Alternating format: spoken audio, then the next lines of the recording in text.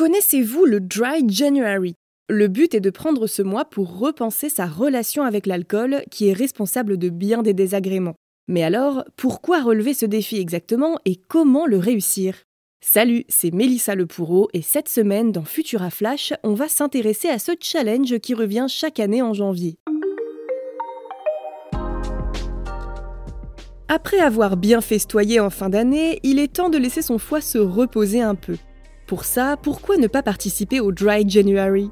Si vous ne connaissez pas, le Dry January, ou janvier sec en français, mais on ne va pas se mentir, ça sonne un peu moins bien, c'est un défi qui est né au Royaume-Uni en 2013. Le but, c'est d'inviter les participants à s'abstenir de consommer de l'alcool pendant tout le mois de janvier. Et quand on dit s'abstenir de consommer de l'alcool, c'est vraiment pas une goutte, sinon c'est perdu.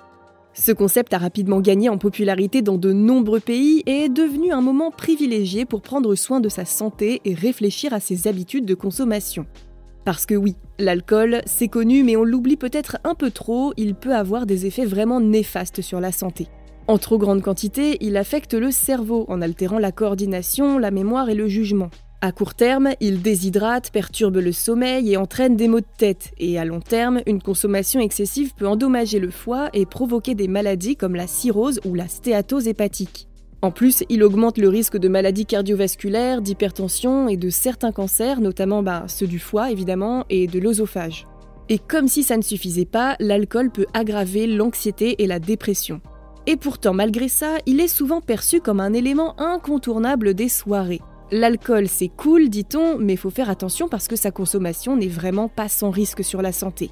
C'est pour ça que janvier est le moment idéal pour faire une petite pause de 31 jours et voir les bénéfices que ça apporte sur notre corps. Si vous participez au défi, vous pourrez peut-être vous rendre compte que vous obtiendrez une meilleure qualité de sommeil, que vous aurez plus d'énergie, moins de tension artérielle et souvent une perte de poids.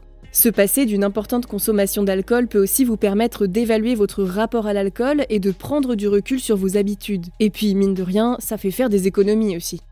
Alors, comment réussir son Dry January sans céder à la tentation? Déjà, fixez-vous des objectifs clairs en notant vos motivations personnelles.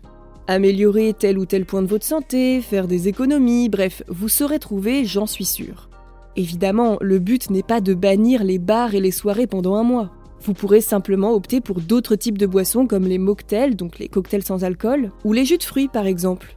Et puis, plus on est de fous, plus on rit, alors n'hésitez pas à impliquer vos amis dans cette expérience pour se soutenir les uns les autres. Même si le Dry January est temporaire, ces bienfaits peuvent inciter à maintenir une consommation modérée tout au long de l'année. Alors, pourquoi ne pas tenter l'aventure? Et vous, qu'en pensez-vous? Avez-vous déjà participé à ce défi? Dites-nous tout en commentaire. Quant à moi, je vous retrouve prochainement pour un nouvel épisode de Futura Flash.